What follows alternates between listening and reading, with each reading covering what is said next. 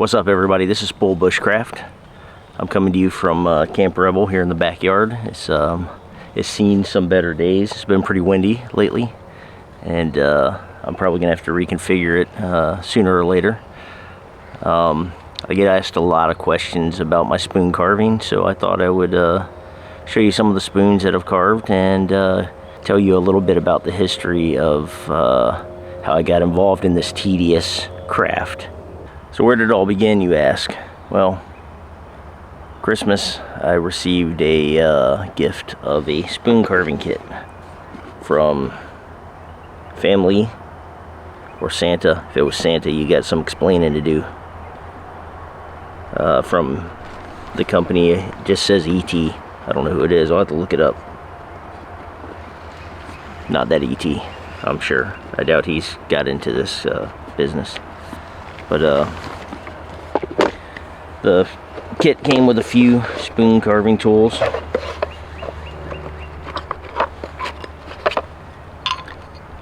A good whittling knife. A smaller one for the finer details. A scoop carving tool, which comes in real handy when you're making the concave bowl of the spoon.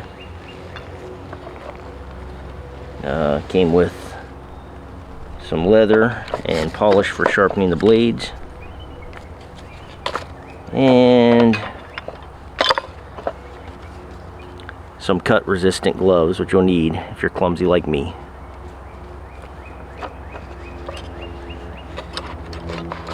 It also came with a wooden spoon blank. So join me for another hot day in the sweltering Florida sun.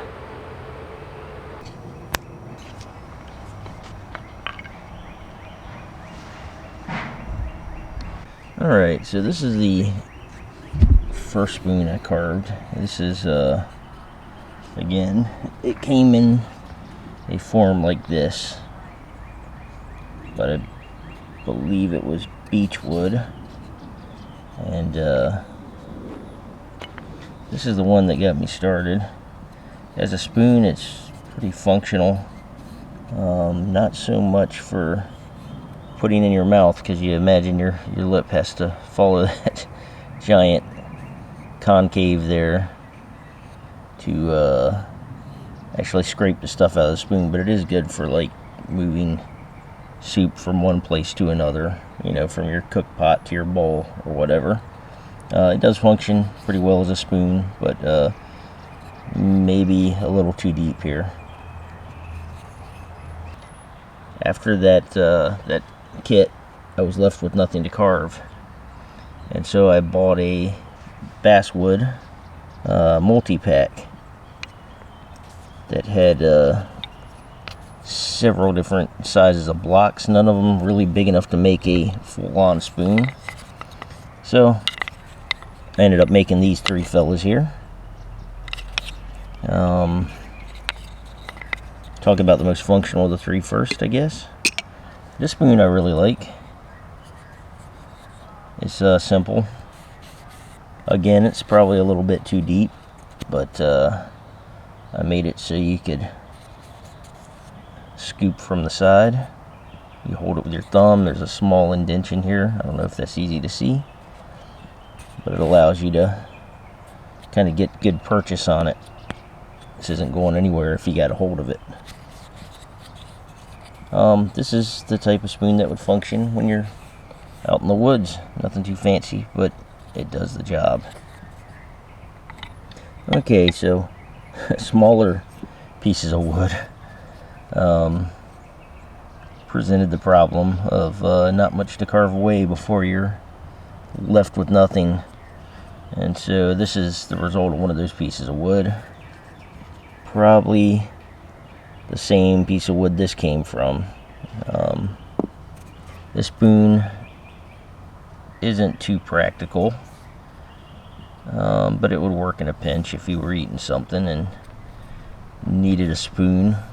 Rather than not having a spoon, this would probably be the way to go. This spoon here, I kind of got into the idea of a peace pipe shape. Again, not the most practical of spoons, but it would do the job if you needed it. This is also basswood here. I found a bigger piece, so I decided to do something a little bigger in nature. The problem was the blank, or the block of wood that came, was only so wide. So this is literally the width of the piece of wood here. So you're not going to be able to do a big spoon head on it, but you could do a long thin one like this. This would be for, you know, stew or something. I wouldn't want to use this as an eating spoon, but I suppose if you had to, it would work in a pinch. So once I got through some of the basswood blocks, I decided I would venture out a little bit, and I bought some more blanks like this walnut blank here, and some beechwood blanks, which I don't have any left of anymore to show you.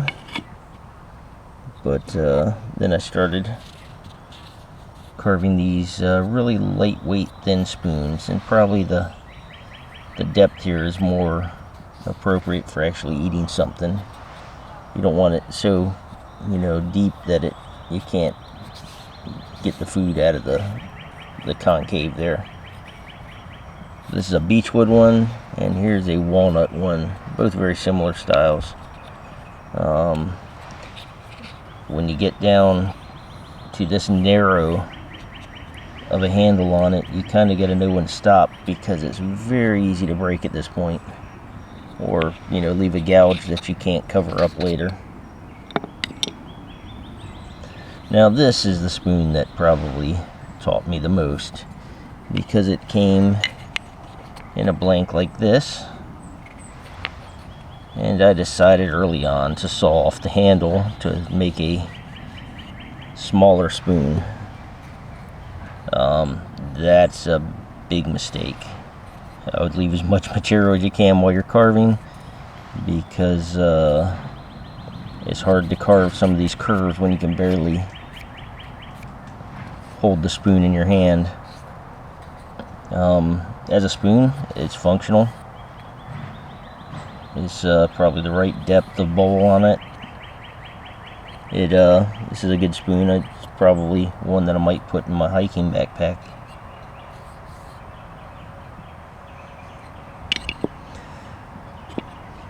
This spoon also was from a blank, a beechwood blank, but I started getting a little creative here.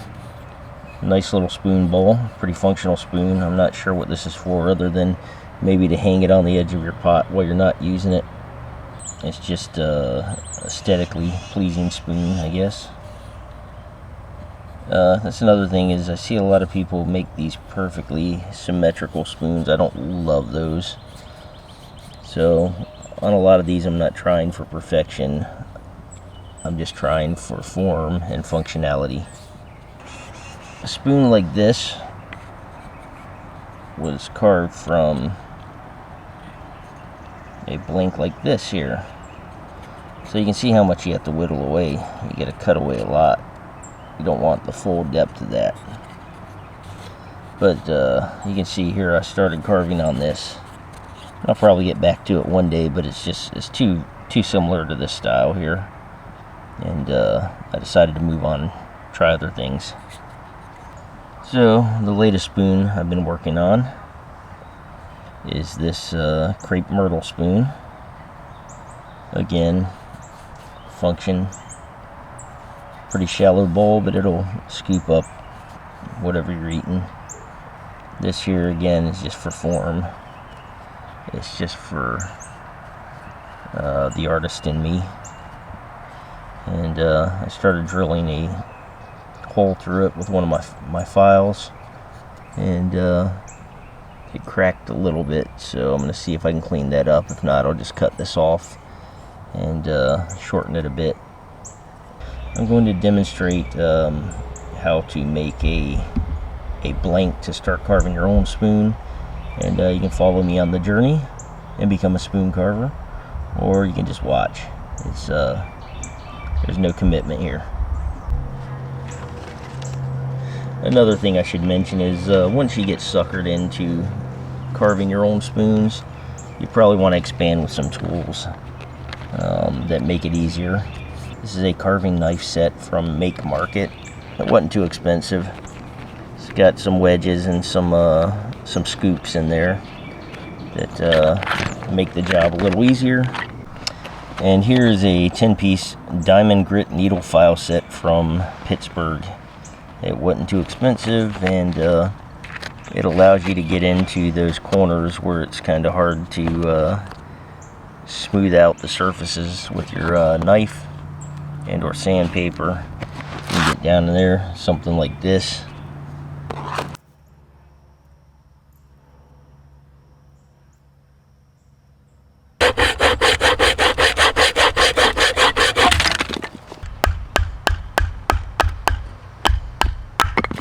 So what you end up with is a rough cut piece of lumber. I'm just going to square it up a little bit with the axe.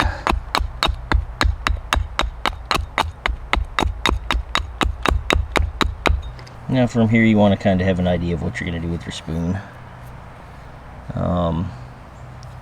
Usually I carry a pencil with me when I'm doing this kind of thing.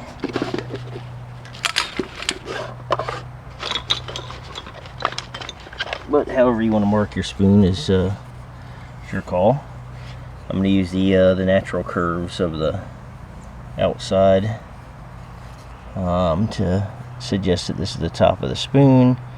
What you can do is you can draw it in, or you can charcoal it in, however you want to do it.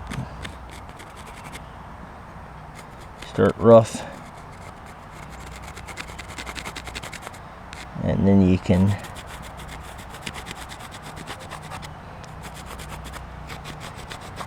a nice little curvature there in the grain that I may actually keep.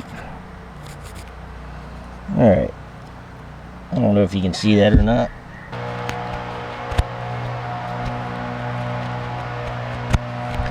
Like butter. Alright, hopefully now you can start to see that telltale shape of the spoon there. I'm finding this tool here to actually be pretty useful. Even just going lightly, it smooths things out. Pushing hard, you can take out a sizable chunk. So what I'm going to do to shape the handle is I'm going to try to rough it in a little bit with the axe. And I am not the best axe man. If you axe me, I'll tell you honestly. It's not beautiful, but it's progress. Switch over to the whittling knife next.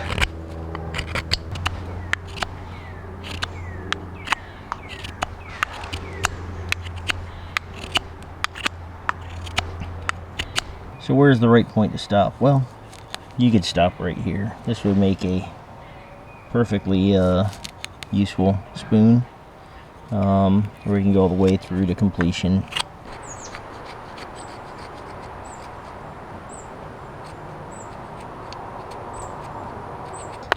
Sandpaper will remove a little bit of material as you go, so that's a good way to round up the shape of your spoon.